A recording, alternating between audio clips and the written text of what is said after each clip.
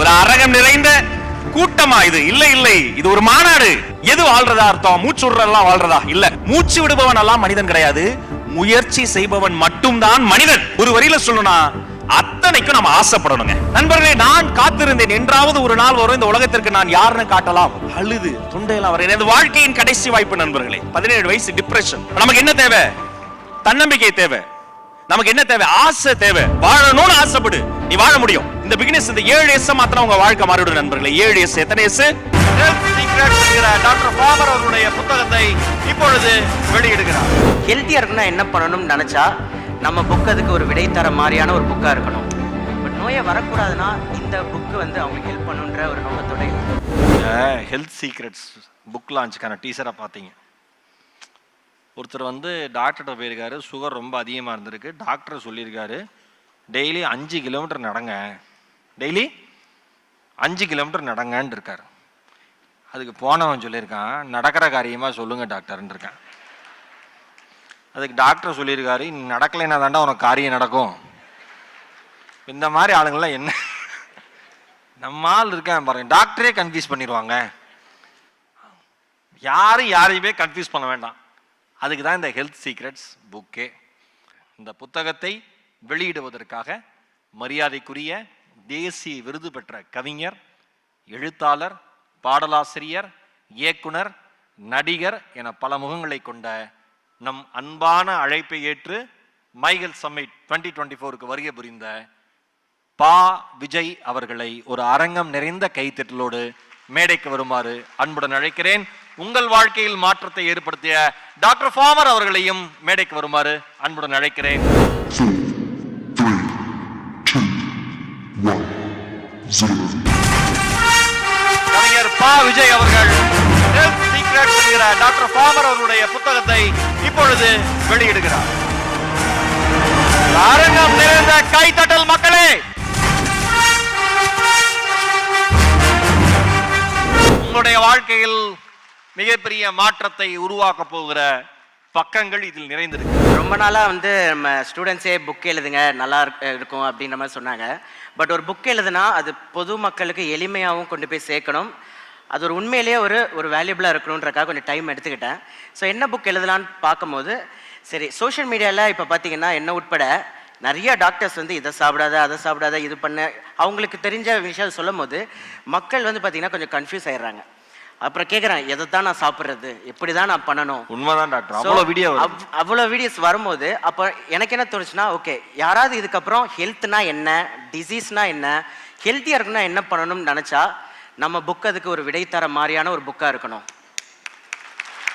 So இன்னும் எளிய மக்கள் நம்ம கூட தொடர முடியாமல் இருப்பாங்க, அவங்களுக்கும் இந்த மெசேஜ் போய் சேரணும் அப்படின்றதுக்காக தான் வந்து இந்த ஹெல்த் சீக்ரெட்ஸ் நம்ம எழுதியிருக்கோம். ஸோ இதில் ஒரு 8 சீக்ரெட்ஸ் வந்து நம்ம சொல்லியிருக்கோம். அதனால தான் 8 புத்தகங்கள். ஆமாம், 8 சீக்ரெட்ஸ். ஸோ இந்த 8 விஷயத்தை கடைபிடிக்கும் போது நோய்கள் வராமல் தடுத்துக்க முடியும். இங்கே நிறைய பேர் எங்கள் கிட்ட வரவங்க நோய் வந்ததுக்கப்புறம் வராங்க, அவங்களுக்கு தனித்தனியாக நம்ம ட்ரீட்மெண்ட் பண்ணுறோம். பட் நோயை வரக்கூடாதுன்னா இந்த புக்கு வந்து அவங்களுக்கு ஹெல்ப் பண்ணுன்ற ஒரு நோக்கத்தோடு எழுதுனது தான் இது.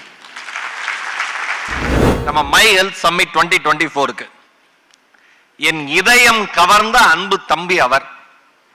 மிகச்சிறந்த பேச்சாளர், மிகச்சிறந்த சிந்தனையாளர், மிகச்சிறந்த சமூக ஊடகவியலாளர், இது எல்லாத்தையும் தாண்டி இயக்குனர், பாபா பிளாக் ஷீப்னு ஒரு அருமையான திரைப்படத்தை எடுத்த இயக்குனர், தமிழ் பேச்சு எங்கள் மூச்சினுடைய வெற்றியாளர், நடிகர் என பல முகங்களை கொண்ட அன்பு தம்பி, இனிய பேச்சாளர், நல்ல தமிழுக்கு சொந்தக்காரர், ஒரு அரங்கம் நிறைந்த கைத்தட்டலோடு தமிழ் பேச்சு எங்கள் மூச்சு வெற்றியாளர், இயக்குனர், சிந்தனையாளர் ராஜ்மோகன் அவர்களை If you wanna play tough and wanna hate this, I'll always show up and make a statement. I don't ever slow up, no I don't take shit. I got no love for the fakeness. If you wanna play tough and wanna hate this, I'll always show up and make a statement. Everything I do so instinctive and so passionate. Every word I move so descriptive like. இவங்க எல்லாருமே my health ஸ்கூலோட students. அதுவும் இந்த ஸ்டூடெண்ட்ஸோட age எல்லாம் கேட்டீங்கன்னா ஆச்சரியப்படுவீங்க. எல்லாரும் 20 கீழே. ஏன்னா அந்த மாதிரி வாழ்க்கையை நம்ம மாத்திக்கிட்டோம்.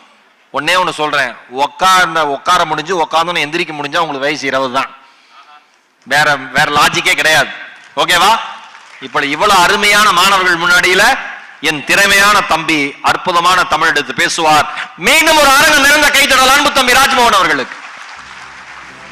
ஆறுகளின் ஆறு, ஆறுகளின் ஆறு கங்கை ஆறு, அதை தலைமுடியில் வைத்திருப்பதாறு, அவர் எங்கள் இறையனாறு, அவர்தம் மகனாறு, அவர்தான் முருகனாறு, கொண்ட படையாறு, நின்ற முகமாறு, அவர்தம் அடியாறு, அது யாரு, அவர் எங்கள் அகத்தியாறு, அன்று ஔவையாறு, நேற்று பாரதியாறு, இன்றும் என் மனதை கவர்ந்து கொண்டிருப்பது யாரு?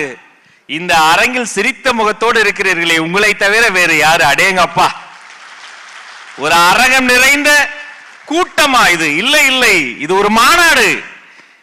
மாணவர்கள் தான் அண்ணன் சொன்னாரு, இவ்வளவு இளமையான மாணவர்களை நான் இங்கதான் பாக்குறேன்.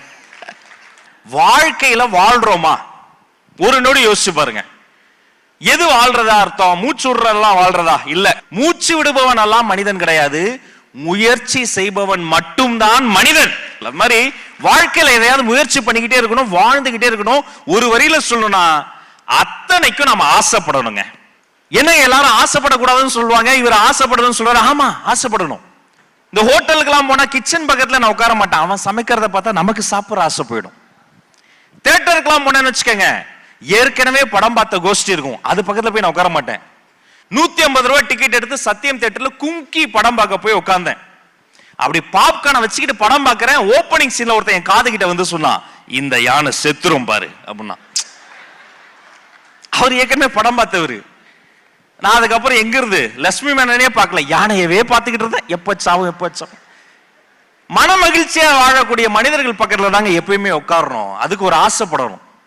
அவங்க கூட இருக்கும்போது நாமளும் நல்லா வாழலாம். நல்லா கை தட்டுங்க, நல்லா கை, தயக்கம் இல்லாம வாழுங்க, தயக்கம் இல்லாம கை தட்டுங்க, தயக்கம் இல்லாம ஆசைப்படுங்க, எல்லாத்துக்கும் ஆசைப்படுங்க. நண்பர்களே, நான் காத்திருந்தேன், என்றாவது ஒரு நாள் வரும் இந்த உலகத்திற்கு நான் யாருன்னு காட்டலாம், ராஜ்மோகனா யாருன்னு காட்டலாம். நான் வெயிட் பண்ண அந்த நாள் வந்தது. அந்த நாளுக்கு பேர் தான் காலேஜ் கல்ச்சுரல்ஸ். இந்த இடத்தையெல்லாம் பார்க்கும்போது அவ்வளவு ஆசையா இருந்தது. இதே வைப்ஸ்ல கலை விழா, ஆண்டு விழா, பேச்சு போட்டி, பாட்டு போட்டி, கவிதை போட்டி, நடன போட்டி எல்லாம் நடந்தது. அங்க படிப்பு தேவையில்லை, தனித்திறமையை காட்டினா போதும், தன்னம்பிக்கை என்ற ஒன்று இருந்தா போதும். ஆசையா போன பேச்சு போட்டி நடக்குது, 10 பேர் வருவாங்க, சத்தமா பேச முதல் பரிசு வந்துடலாம், 10 பேரை தோக்கடிச்சலாம், பேர் கொடுக்கலாம். போனா அன்னைக்குன்னு பார்த்து 64 பேர் வந்திருந்தானுங்க. என்னுடைய டோக்கன் நம்பர் 43. எனக்கு முன்னாடி 42 பேர் பேசுறாங்க.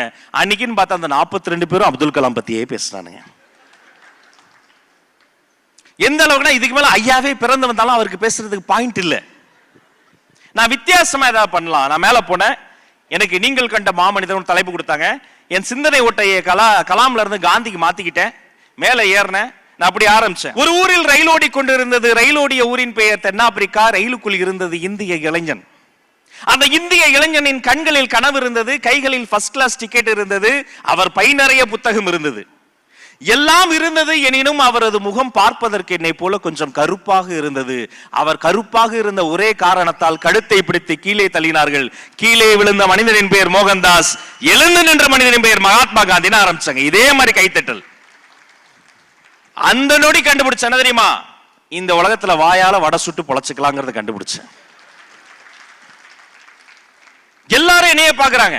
குரோனாலஜிக்கல் ஆர்டர் அதுல சொல்லிக்கிட்டே வரேன். தில்லையாடி வலிமையை சந்திக்கிறாரு, இந்தியாவுக்கு வராரு, பாரிஸ்டர் பட்டம், நேருவை சந்திக்கிறாரு, அம்பேத்கரை சந்திக்கிறாரு, நேதாஜியை சந்திக்கிறாரு, வட்டமேசை மாநாடு. சிலிர்த்து போய் பாக்குறாங்க என்ன எல்லாரும். முடிவு பண்ணிட்ட முதல் பரிசு நமக்கு தான். பினிஷிங்க்கு வரேன். அப்படிப்பட்ட மாமனிதர் மகாத்மா காந்தி தியான மண்டபத்தின் வெளியே நடந்து வந்து கொண்டு இருக்கிறார். எல்லாரும் என்னைய பார்த்துக்கிட்டு இருக்காங்க.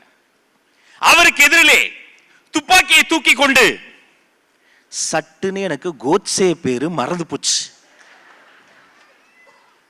நாம இதே மறந்துட்டா கண்ண முடி அப்படியே லேசா யோசிப்போம்ல, அப்படி கண்ண முடியெல்லாம் யோசிச்சு பாக்குறேன். ஒரு சைடு பிரெயின் சொல்லுது, டே கொன்னவன் பேரு கோல தான் ஸ்டார்ட் ஆகும். 2 வார்த்தைங்க, கோட்சே வாயில வரல. கண் கலங்கி நடுங்கி எவ்வளவு நேரம் எப்படியே நிக்கிறது, கை வலிச்சு துப்பாக்கியை தூக்கி கொண்டு அழுது தொண்டையெல்லாம் வர. எனது வாழ்க்கையின் கடைசி வாய்ப்பு நண்பர்களே. 17 வயசு, டிப்ரெஷன்.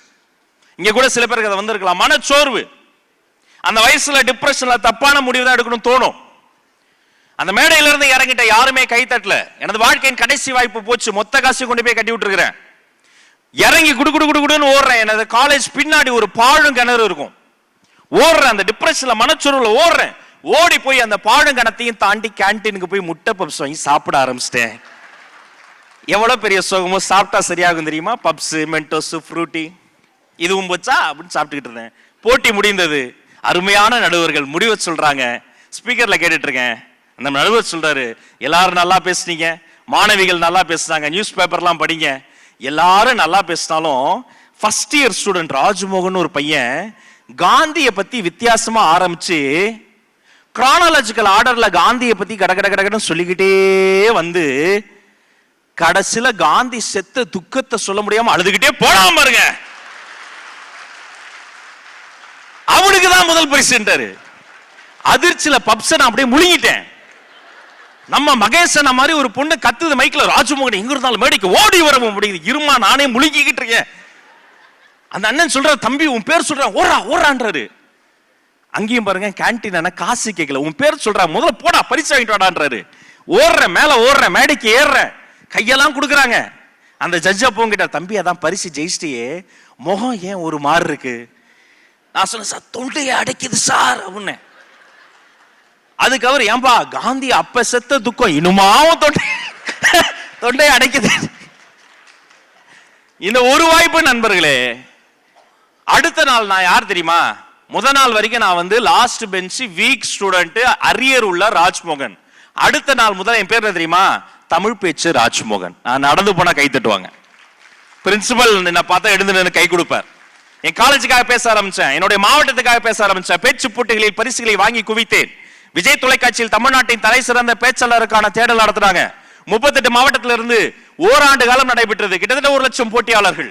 பொறியியல் கல்லூரியில் கடைசி வகுப்பில் உட்கார்ந்துகிட்டு, கடைசி பெஞ்ச்ல உட்கார்ந்துகிட்டு வாழ்க்கையை தோத்துருவை நடத்திக் கொண்டிருந்த ராஜ்மோகன் BA, MA, MPhil படித்த, அவர்களுக்கு பாடம் எடுக்கக்கூடிய முனைவர்களாக இருக்கக்கூடிய தமிழ் போட்டியாளர்கள் கலந்து கொண்ட தமிழ் பிச்சைகள் மூச்சு நிகழ்ச்சியில் அந்த 1,00,000 பேரையும் தோற்கடித்து தமிழ்நாட்டின் தலை சிறந்த பேச்சாளர் என்ற டைட்டில் வின்னராய் வந்தேன் என்பதை பணிவோடு தெரிவித்துக் கொள்கிறேன். நமக்கு என்ன தேவை? தன்னம்பிக்கை தேவை. நமக்கு என்ன தேவை? ஆசை தேவை. வாழணும்னு ஆசைப்படு, நீ வாழ முடியும். எப்ப வேணா ஸ்டார்ட் பண்ணு, எங்க வேணா ஸ்டார்ட் பண்ணு, ஜெயிக்க முடியும். தயவு செய்து கவலை என்ற நோயை தடுக்கும் தடுப்பூசி என்ன தெரியுமா? தன்னம்பிக்கை என்ற ஒன்று தாங்க அந்த தடுப்பூசி. தயவு செய்து தன்னம்பிக்கையோட இருங்க. நீங்க நினைச்சா ஜெயிக்கலாம், நீங்க நினைச்சா வாழலாம். ரொம்ப சுருக்கமா ஒரு 7S ஃபார்முலாவை சொல்லிட்டு போறேன். டாக்டர் நிறைய எஸ் வச்சிருக்காரு. இங்க என்னை போல இருக்கக்கூடிய பிகினர்ஸ் இருப்பீங்கல்ல, இந்த பிகினர்ஸ் இந்த 7S மாத்திரம் உங்க வாழ்க்கை மாறிவிடும் நண்பர்களே. 7S. எத்தனை எஸ்? கேட்கல, சத்தமா, இன்னும் சத்தமா. ரெடியா இருக்கீங்களா? 7S மாத்த போறோம். முதல்ல படிப்படியா குறைக்க வேண்டிய எஸ் பார்த்துடலாம். முதல்ல முக்கா பங்கா ஆக்க வேண்டிய ஒரு எஸ் இருக்கு சார். இந்த எஸ்க்கு பேரு சுகர். சர்க்கரையை நீங்க நிறுத்துங்க நான் சொல்ல மாட்டேன்.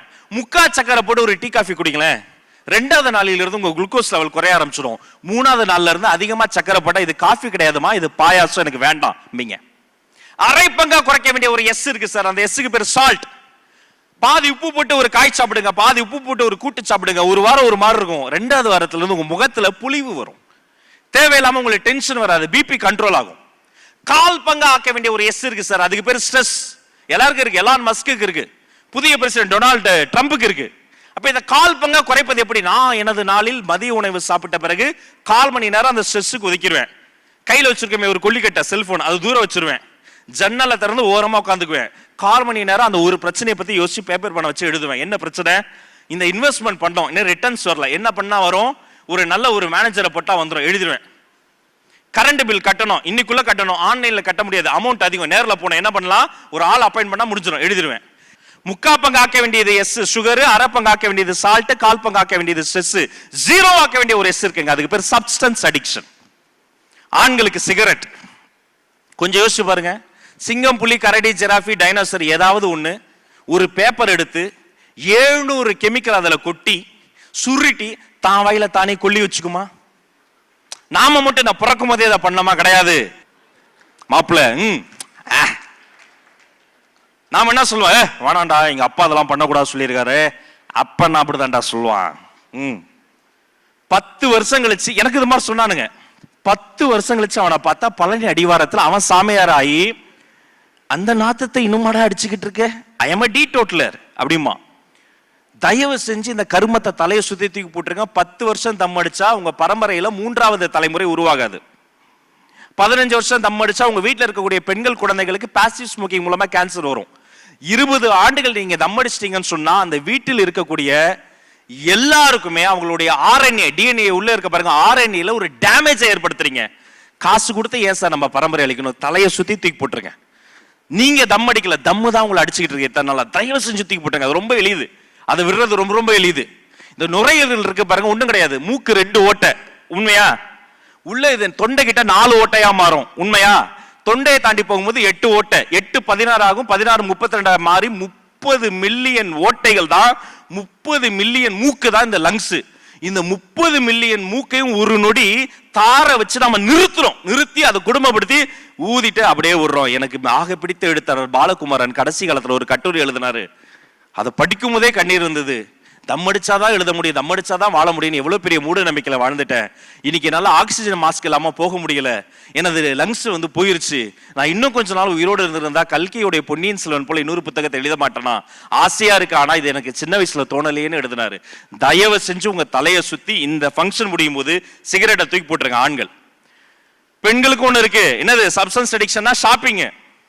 கொஞ்சம் ஆஹா, கைத்தட்டவெல்லாம் பாதிக்கப்பட்டவங்க அத்தனை பேர் பாதிக்கப்பட்டிருக்கீங்க. இங்க இருக்க லேடிஸ் மட்டும் நெஞ்சில கை வச்சு மனசாட்சி உண்மையா இருந்தா சொல்லுங்க. நம்ம பாட்டி காலத்துல மொத்த குடும்பத்துடைய Dress, துணிமணி எல்லாம் சேர்த்து ஒத்த ட்ரங்க் பெட்டியில வச்சிரும், ஆமாவா இல்லையா? நம்ம அம்மா காலத்துல வீட்டுக்குள்ளார ஒரு பீரோ இருக்கும், ஆளுக்கு ஒரு செல்ஃப் கொடுத்துட்டு பாவப்பட்ட அப்பாக்கு அரை செல்ஃப் கொடுத்துருவீங்க, உண்மையா இல்லையா? ரொம்ப பேட். எதுக்கு வாங்கி குவிக்கிறீங்க? குயிக்கா ரீகால் பண்ற, முக்கா பங்காக்க வேண்டிய சுகர், அரை பங்காக்க வேண்டியது சால்ட், கால் பங்காக்க வேண்டியது ஸ்ட்ரெஸ், 0 ஆக்க வேண்டியது சப்ஸ்டன்ஸ் அடிக்ஷன். தயவு செஞ்சு மீதி எல்லா ஷாப்பிங் எல்லா சிகரெட்டையும் தலை சுத்தி போட்டுருங்க. இப்ப படிப்படியா இன்க்ரீஸ் பண்ண வேண்டிய எஸ் இருக்கு. ஒரு எஸ் பேர் ஸ்வெட். இந்த உடல் தனக்கு தானே சுரந்து கொள்ளக்கூடிய தாய்ப்பாலுக்கு பேர் தான் வியர்வை. 1 லட்சம் ரூபாய்க்கு நீங்க பெர்ஃபியூம் வாங்கலாம், 1 லட்சம் ரூபாய்க்கு என்ன வேணா வாங்கலாம். 1 கோடி ரூபாய் கொடுத்தாலும் வியர்வையை வாங்க முடியாது. நீங்கள் உடல் உழைப்பு செலுத்தினா தான் வேர்க்க முடியும். 8 படம் நடிச்சிருக்கேன், ஒரு படம் டைரக்ட் பண்ணிருக்கேன், 2 வெப் சீரிஸ் நடிச்சிருக்கேன். என்ன தெரியுமா கத்துக்கிட்டேன்? சிரிக்கிற மாதிரி நடிக்க முடியும், அழுகுற மாதிரி நடிக்க முடியும், வேர்க்கிற மாதிரி நடிக்க முடியாது. உடல் உழைப்பை செலுத்தினால் மட்டும் தான் வேர்க்கும். ஒரே இடத்துல உட்காராதீங்க, 8 போட்டு நடங்க, எகிரி குதிங்க, ஆரோக்கியமா இருங்க, ஃபுட்பால் கிரவுண்டுக்கு போங்க. விளையாட்டை ஜெயிக்கணுங்கிறதுக்காக விளையாடாதீங்க, வேர்க்கணுங்கிறதுக்காக விளையாடுங்க. எத்தனை வயசுல வேணா விளையாடுங்க, ஆடி பாடி உற்சாகமா இருங்க. வேர்வை வேர்வை வேர்வை, அதுதான் உங்களுடைய ஒரே மந்திரம், ஸ்வெட். அதை விட அதிகமா இன்க்ரீஸ் பண்ண வேண்டிய ஒரு எஸ் இருக்கு. அதுக்கு என்ன தெரியுமா? ஸ்லீப். எனக்கு தூங்கறதுக்கே நேரம் இல்ல சார். சார் நாளா எங்க தூங்கி ரொம்ப நாள் ஆச்சு சார், அப்படி சொல்லாதீங்க சார். ஜப்பான்ல மெட்ரோ ட்ரெயின்ல ஏறணும்னா லைட் ஆஃப் பண்ணிடுவாங்க. ஏன் தெரியுமா? 10 நிமிஷம் கண்ண மூடி நீங்க தூங்குங்க, பவர் நாப் எடுங்கன்றான். ஜப்பான்ல எந்த ஒரு டிராவல் அப்பவும் யாராவது தூங்குற மாதிரி உட்கார்ந்தா அவங்க தூங்கல, கண்ண மூடி அந்த ஒரு ஹைபர்னேஷன் மோடு கொண்டு போறாங்க, எனர்ஜி சேவ் பண்றாங்க. நான் ஒரு இன்ஜினியர், 1.25 லட்சம் கொடுத்து இந்த ஐபோன் 16 ப்ரோ மேக்ஸ் வாங்கினேன். இது 1.5 வருஷம் தான் வேலை செய்யும். ஏன்னா அப்படிதான் நாங்க சாஃப்ட்வேர் உருவாக்கணும். அப்புறம் என்ன கேட்கும்? சாஃப்ட்வேர் அப்டேட் பண்ணுங்க. இந்த செல்போனை நைட்டு நாம சார்ஜ்ல போடுவோம். செல்போனுக்கு சார்ஜ் மாதிரி மனித உடலுக்கு ஸ்லீப். தயவு செய்து தூங்குங்கள், கிடைக்கிற வாய்ப்பெல்லாம் தூங்குங்கள். எவ்வளவு நேரம் தூங்க முடியுமோ அவ்வளவு நேரம் விருப்பப்பட்டு தூங்குங்கள். அப்ப ஸ்வெட், ஸ்லீப் இவ்வளவுத்தையும் இன்க்ரீஸ் பண்ணீங்க. கடைசி எஸ் நண்பர்களே, இந்த ஒரு எஸ் இன்க்ரீஸ் பண்ணீங்கன்னா வாழ்க்கையே மாறிடும். ஆல்ரெடி நிறைய பண்றோம், ஆனா இன்னும் நிறைய பண்ணணும். அந்த எஸ் என்ன எஸ்? Any guesses? ஸ்மைல் ஒண்ணு, வேற சேவிங்ஸா மேடம்? பயங்கரமான ஆள் நீங்க. சக்சஸ், ஓகே, வேற சன்லைட், வேற சர்வீஸ், salary, சேவிங்ஸ், சக்சஸ். இந்த எல்லா எஸ் உங்களுக்கு வரணும்னா ஒரு எஸ் வந்தா போதும். அந்த ஒரு எஸ்க்கு பேர் தான் ஸ்மைல் என்ற சிரிக்க வைக்கும் அற்புதமான எஸ் ஒண்ணு வந்தா போதும். சிரித்துக்கொண்டே வாழுங்கள், சிரித்துக்கொண்டே எழுங்கள், சிரித்துக்கொண்டே வேலைக்கு போங்க, சிரித்துக்கொண்டே வாழ்க்கையை வாழுங்கள். மனிதனுக்கும் மிருகத்துக்கும் இருக்கக்கூடிய ஒரே வித்தியாசம் தெரியுமா? மிருகத்தால கடைசி வரைக்கும் சிரிக்க தெரியாது, மனுஷனுக்கு சிரிக்க தெரியும். அப்படி சிரிக்க தெரியாம ஒரு மனுஷன் வாழ்ந்துட்டானா அவன் மனுஷனா மிருகமானு மத்தவங்களுக்கு தெரியாது. உங்களை குறித்த நல்ல நினைவுகள் மற்ற மனிதர்கள் தருவதற்கான விசிட்டிங் கார்டுக்கு பேரு ஸ்மைல். நான் சொன்ன இந்த 7S மனதில் நிறுத்துங்கள். முக்கா பங்கு ஆக்க வேண்டியது சுகர், அரை பங்கு ஆக்க வேண்டியது சால்ட், கால் பங்கு ஆக்க வேண்டியது ஸ்ட்ரெஸ், 0 ஆக்க வேண்டியது சப்ஸ்டன்ஸ் அடிக்ஷன். அளவுக்கு அதிகமாக இன்க்ரீஸ் செய்ய வேண்டியது முதல்ல ஸ்வெட், அப்புறம் ஸ்லீப், கடைசியாக ஸ்மைல். சிரித்துக்கொண்டே வாழ்ந்து வாழ்க்கையில் எல்லா வெற்றிகளையும் நீங்கள் அடைய வேண்டும். உங்கள் அத்தனை பேருக்கும் நல்லதே நடக்க வேண்டும், நலமே சொல்ல வேண்டும் என்று வேண்டி விரும்பி விடைபெறுகிறேன். இந்த அற்புதமான வாய்ப்பை தந்த இந்த ஹெல்த் சம்மிட்டுக்கும் நம்முடைய டாக்டருக்கும் எனக்கு ரொம்ப பிடிச்சவர். அவரே ஒரு புன்னகை மன்னன் தான். நான் கடைசியா சொன்ன பாருங்க எஸ், அவர்கிட்டயே நிறைய இருக்கு. அவர்கிட்ட இருந்து நீங்களும் அதை டவுன்லோட் பண்ணி பயன்படுத்துங்கள் என்று வேண்டி விரும்பி, அடுத்த வருஷம் இன்னும் பிரம்மாண்டமான கூட்டம் நடக்கணும், நேரு ஸ்டேடியம்ல நடக்கணும். அதுலயும் ஈரோடு மகேஷே தொகுப்பாளரா வரணும், அதுலயும் ராஜமோகனே வந்து இது மாதிரி பேசணும்னு கேண்டு விரும்பி விடைபெறுகிறேன். நன்றி நன்றி நன்றி நன்றி மக்களே. அவர் சொல்றப்ப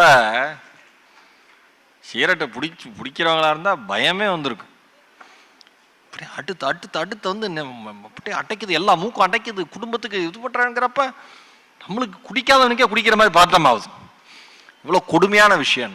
இறையன்பு ஐஏஎஸ் அவர்கள் எழுதியிருப்பாரு, கெட்ட பழக்கம் நீங்க பழகிறப்ப அது விரல்ல போடுற மோதிர மாதிரி இருக்குமா, விரல்ல போடுற மோதிர மாதிரி இருக்குமா.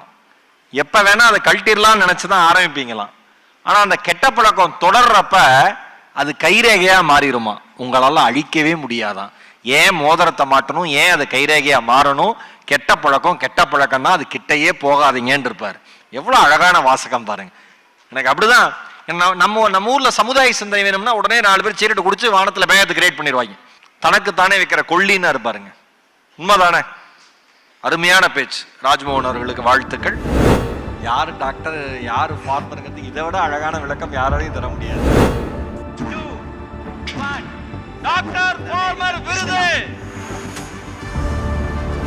ஆனா அடுத்த 10 வருஷத்துல இந்த அவார்டு வச்சிருக்கவங்க ஒருத்தருக்கும் நாங்க பண்ற வேலை மூலமா இதோட மதிப்பு இன்னும் அதிகமாக. சிறுதானியம், இப்போ நாங்க மயில் ஸ்கூல்ல சிறுதானியங்களை வச்சு வந்து டயபெட்டிஸ் குறையுது, தைராய்டு குறையுது, பிசிஓடி எல்லாமே. ஆனா ஒரு அரசியல் அதுக்கு பின்னாடி மறைச்சு என்னன்னா, இது ஏழைகளின் உணவுன்னு டைட்டில் கொடுத்துட்டாங்க. அதனாலே நிறைய பேர் எடுக்காம போயிடுறாங்க. மருத்துவரும் உழவரும் சேர்ந்த ஒரு கலவை தான் இனிமேல் உலகத்தை ஆளப்போம். அதாவது இப்போ ஆர்கானிக் ப்ராடக்ட்டு அல்லது இயற்கை வழி வேளாண்மை பொருட்கள், ஒரு பொருள் இயற்கையானதா செயற்கையானதா அப்படின்னு எப்படி நம்ம தெரிஞ்சுக்கிறது அல்லது புரிஞ்சுக்கிறது. நார்ச்சத்து இருக்குது, ஃபைபர்னு சொல்லுமே, நார்ச்சத்து இருக்குது.